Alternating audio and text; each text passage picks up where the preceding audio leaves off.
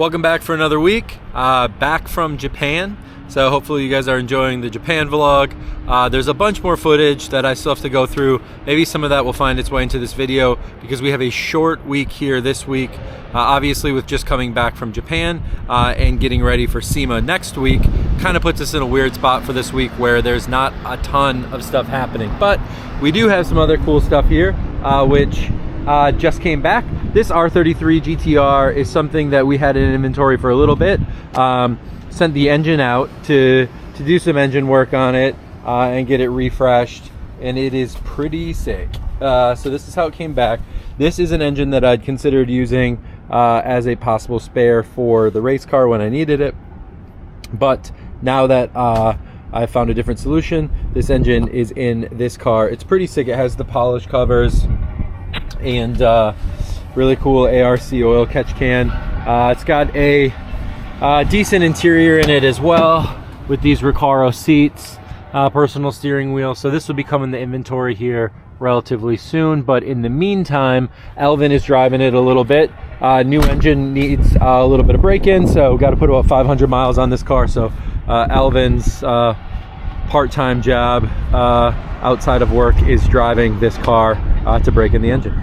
Immediately after SEMA, like the next day, is the next round of Nissan Challenge. So we've got the car sitting out front here. It ran really great at Buttonwillow, but obviously a few things that we need to do. The car needs new tires before the next round. It also needs some fresh fluids and stuff like that. So some basic care for the car to get that up and going before the next round of Nissan Challenge. I lost a number on track, so I had to tape one on. So we've got new numbers coming, some stuff like that for the car. Other than that, I think it should be pretty good to go exactly the way that it was. There's two more Nissan Challenges to run this year. So after this one, I'll be down to one, and that one wraps up in December at Streets of Willow. So as long as I can make it through these next two with the car, I think we'll be good, and coming up with some new plans for next year. Inside the shop, we do have a couple new arrivals, like this Evo 5 that just came in. I think the guys were getting paint corrected and kind of set for photos. Have you shot this car yet? No, not yet. But this will be on the website soon.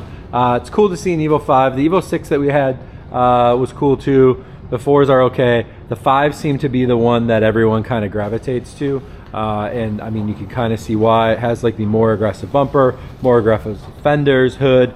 Just overall has a much more aggressive look to it. Evo 5 is a super popular one. I've no doubt that this will sell really quickly. We do have some other things that have kind of come in and just arrived. We've got some cars setting to ship. This car finally just sold, which was great. This GTT that has a complete GTR look to it, including the rear fenders, which is really nice.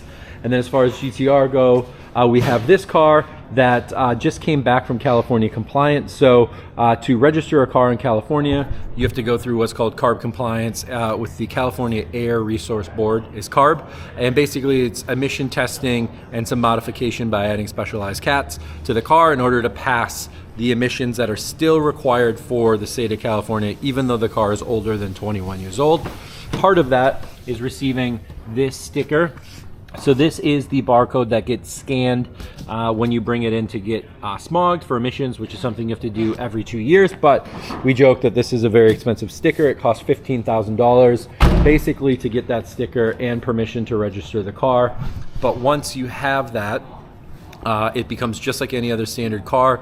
The state of California, you get California plates. You smog it every 2 years, just like any other car, and you don't have to worry about getting pestered by the cops or having any of those kind of things happen. So that definitely makes it a little bit easier for people who think they're going to drive their car a lot or every day, and that is technically the legal way to do it. So this car getting delivered to California, one of quite a few R34 GTRs that we've done so far, and undoubtedly there will be a lot more to come. Other featured inventory is this black R34 GTR. This is a rare color for the R34 GTR. You don't often see them in black. This one is still possibly going to somebody I know, but in general is also up for sale. So this will be listed on the website soon with a price. I think we are planning on asking somewhere around $150-ish for this car, which is nice. I mean, it's a pretty much completely stock car minus these Volk wheels, still on stock suspension, complete stock interior. Underneath the hood is completely stock, but it is a clean car, no accident history, a good amount of records and stuff on it, and I think it has around 60,000 miles on it or so. So pretty solid deal. We have a possible newcomer to Nissan Challenge. Finally. And it is Ernie Fixmer. Now that he is done fixing my car repeatedly, he has time for his own car, which is this R33 GTR. I don't know how well this is going to show up color-wise, but this is actually this really cool green. What color is this off of? It's a BMW San Remo green. BMW San Remo green. San Remo green. Nice. Yeah, it looks really, really good in the light. Otherwise, kind of tough to see where it's sitting. They are bleeding the brakes right now, but this car also has the Nismo Aero throughout it. Nice new Greddy front mount intercooler, has the Toprank radiator, something that we did in collaboration with CSF. This nice Greddy plenum right here, which is pretty cool. And then this hard piping kit, which is very reminiscent of a lot of the Rainic stuff that I saw in Japan recently, which is pretty cool. This car will definitely be quicker on the track, especially because Ernie is a fast driver. And this is also something that's on my list of eventually to get, which is the least spec catch can. I just got the same battery from Anti-Gravity Batteries, so we're going to need to find a way to mount that properly, given that my Greddy oil filter relocation kit sits in this exact same spot. So there's going to be some things that I'll need to move around. This anti-gravity battery is really cool because it's super lightweight and comes with some functions to re-jump the car if you need to quick start it with a dead battery. You can start it off of a reserve from the bumper or from the battery without actually needing to connect it to a jumper. So that is pretty great. Some other parts in here that we share similarly is this Nismo oil separator, which is great, and I think there will be a Greddy breather tank in his near future here as well. So some pretty cool stuff on this car. So it'll be really cool to see him on track with this, especially doing Nissan Challenge. I'm sure we'll get some stickers and some livery and some things on here eventually in numbers as the time comes, but pretty cool to see this finally coming together. All right, quick little update here on the weekly vlog. Ernie's about to fire up the car. Dang. Woo! Sounds good. You can see some more of the color here now. This BMW green.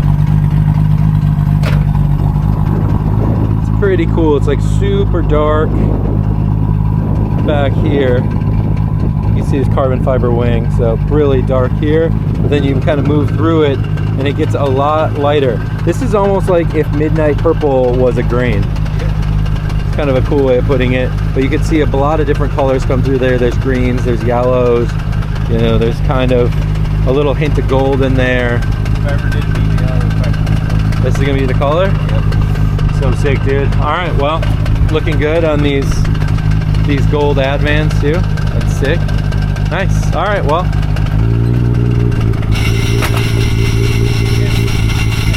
Let me know how it goes.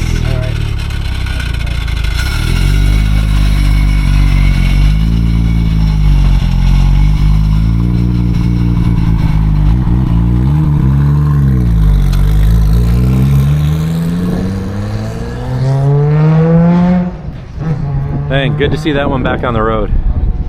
We have a special guest here at the shop today. Andrew Hawkins from Moto Video is here, and you can hear behind me his absolute wild R33 GTR.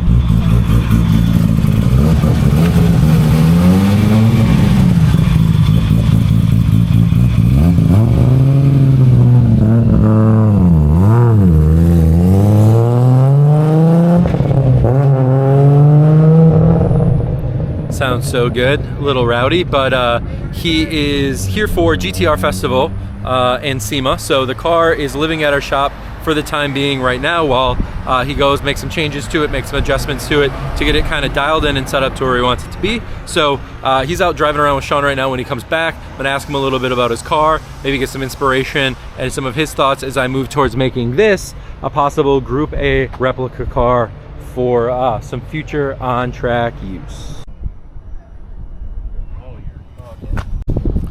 All right, fresh back from his test drive, Andrew Hawkins with the R33 GTR. This thing is insane, but I don't know much about it.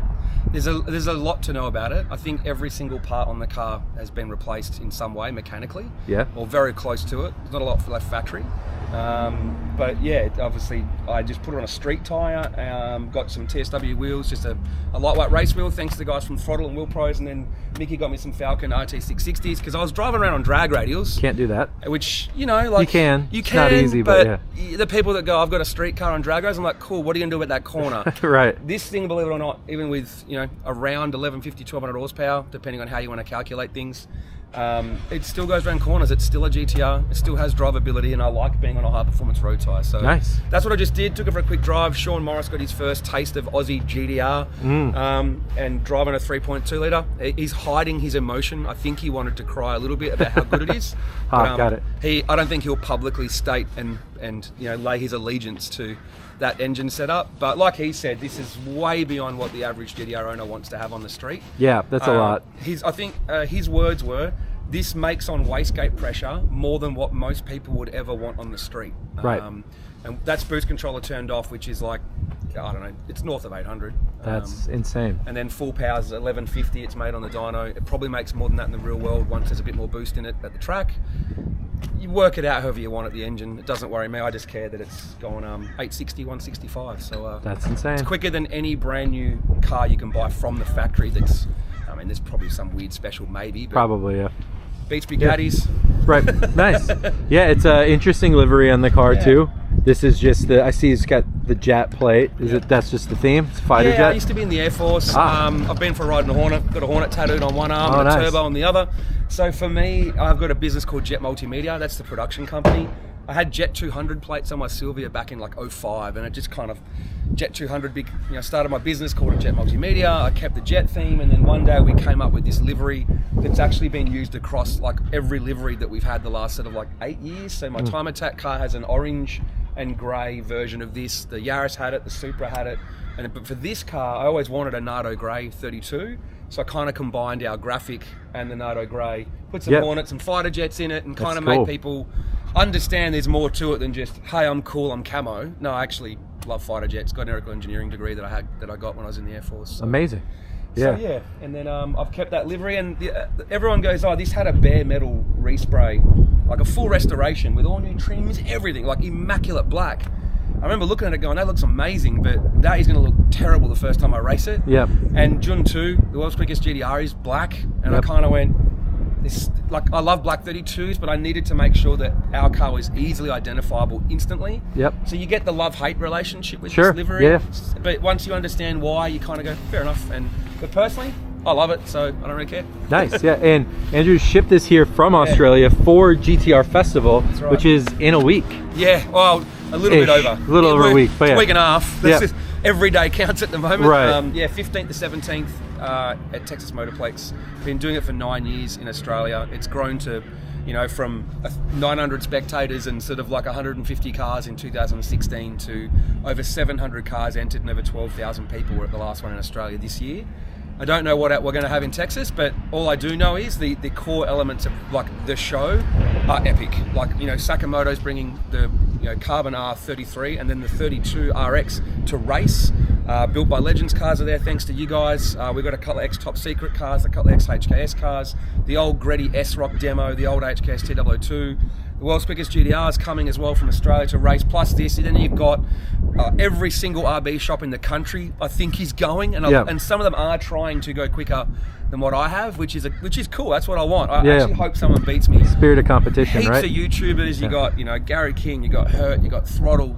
TRC are coming with their GTR 1320 are coming. Tommy Effier's coming, and obviously that 400R that you guys sold to Andrew as well. mental blank now. Street Alpha podcast are going to be there too. There's a lot of special guests coming. All the big 35 shops like T1, Joe Tech, the shop Houston. It's wild. And then we've got kids rides, we've got fireworks, we've got roll racing. There's a drifting arena that we're building. Obviously, Pennzoil has helped us build this motorsport arena. You can do some autocross. Yep. And there's going to be Texas Drift Academy selling rides. Hurt and Gary King are going to be driving. Chair Slayers coming. Ryan Little's coming. So there's an FD car that's going to be there too. So like, there's a lot going on. Yeah, it's going to be a lot. Add a vendor alley with 70 vendors, 200 cars in vendor alley, an elite show and shine. We've got some crazy like NFL style championship rings and belt buckles to win and stuff like that. And the best part is there's a kangaroo coming. There is a kangaroo coming. A real kangaroo. A real kangaroo. Nice. Can we see under the hood of this thing? Can. I'm sure that's probably what someone's going to ask. So this got a I gave this a big, massive birthday and an overhaul, ready to come to the US. And this is how clean it is after a drive. So this is not car show ready. This is, I've been driving it ready. And as you can see, it's, there's a lot going on. So no factory wiring, nothing factory left. We bare shelled this thing basically. But because this engine had been chopped and changed for like 12 years on our YouTube channel, I went down the rabbit hole about 9 months ago and just stripped everything, painted the engine bay and started again with, I guess, the ancillaries. The engine combination is the same. 3.2 Nitto stroker inside an RB30 block that's got concrete and a PRP brace. It's a wide journal crank. It's a CRD race ported head, which is, you know, like, could run a bottom 7 in with this head package if you wanted to, right? And then that's a stout engine, but it's still got an MLS head gasket. So that's probably the limiting factor. But the good thing is, by having an MLS head gasket, I should, in theory, lift the head before I split a bore and crack the engine block in half. So it's kind of a fuse for this car is probably the best way to put it. G45 1500, which is a 76mm turbo, 1.28 rear housings, the biggest you can get. To an Australian, that's just like a normal GTR size turbo, well, probably in Sydney. It's not even in the Pro Mod position up front. It now has a Greddy 5-inch drag cooler that Kenji organised for me when I got here. That's like discontinued 20 years ago. That's the only like JDM part on the car is the intercooler. Hypertune V2 inlet manifold, drive-by-wire. You can see Hypertune fuel rail, IDX 2600cc injectors. It's dry sumped. It actually has a billet dry sump or integrated dry sump pan and front differential from PRP. So rather than a modified factory sump, which you have to do if you dry sump, this is all billet. So when you look under the car, it's crazy. Like it's as cool underneath as it is on top. So that has an integrated dry sump. So rather than lines from the sump to the pump, it's actually built into the actual dry sump. Is a Daily Engineering pump. Obviously, you can see the tank there as well. What else?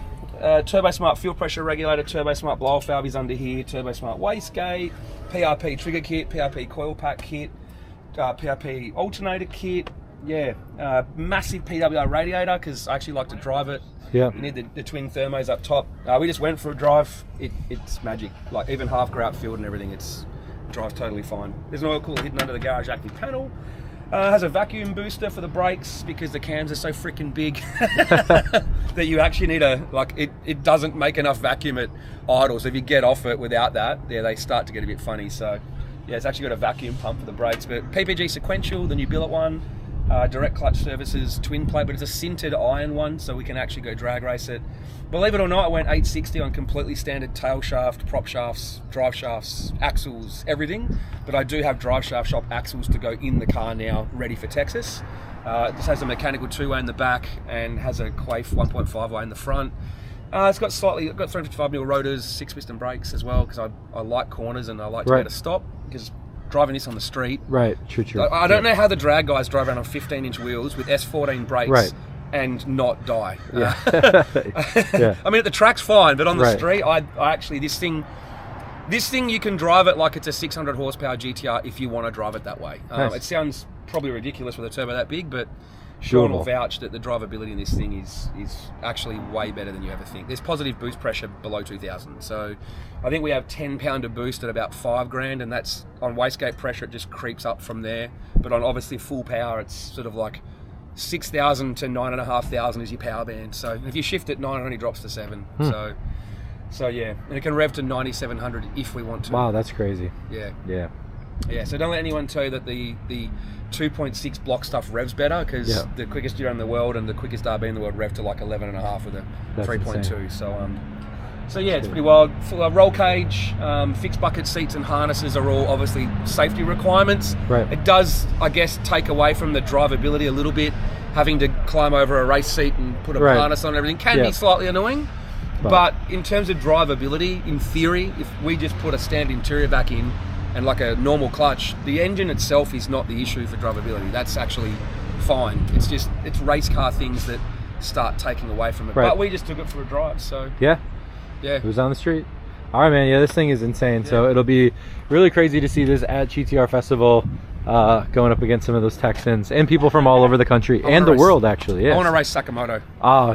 We're buddies, but I just like to dream about racing a guy that raced GTRs in the late 90s and early 2000s when I got into him. And that's what got me into GTRs, was actually like the RH9 Club GTRs, right? And he was a member of RH9 GTR Club like so long ago. So to race someone who's like a legend of Japanese GTR tuning, full circle, I'll probably sit there and go, like be staring over the light, go green and go, oh, and then like bog down. Well, I'm sure he'll race you, but that'll be awesome, man. That's gonna be really cool. So just want to party, really. It's the Aussie way. I just want to have a good time. I want everyone else to have a good time, and just everyone enjoy GTR. That's really all that matters. I mean, a track full of GTRs, I don't know how it could be a bad time. So awesome, man. All right, man, I'll see you there. Morning, guys. Starting the day off with a car that is leaving us. It is this R34 GTT. This thing is super rad. Took a little bit of time to find a buyer for it.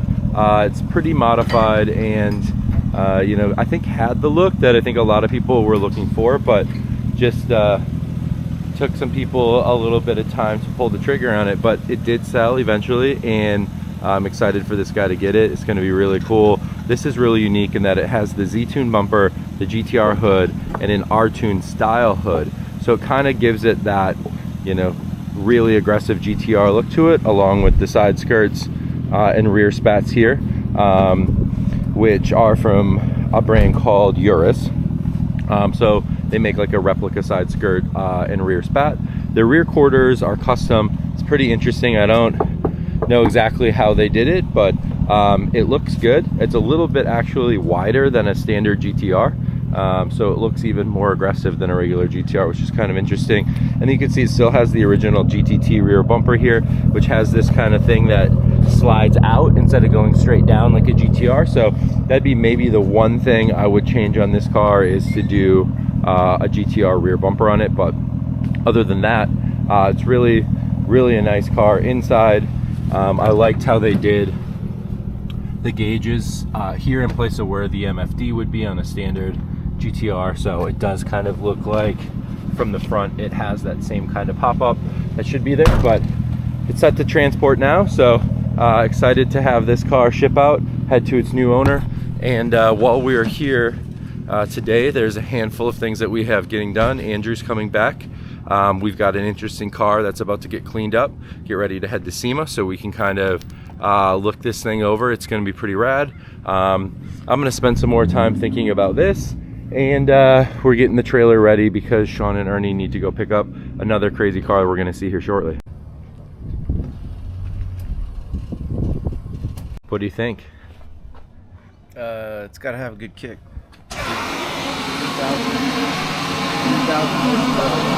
3,000 horsepower? Something like that. Wow. We have a pretty special R33 GTR here getting cleaned up that just arrived from Australia. And this is not your average R33 GTR at all.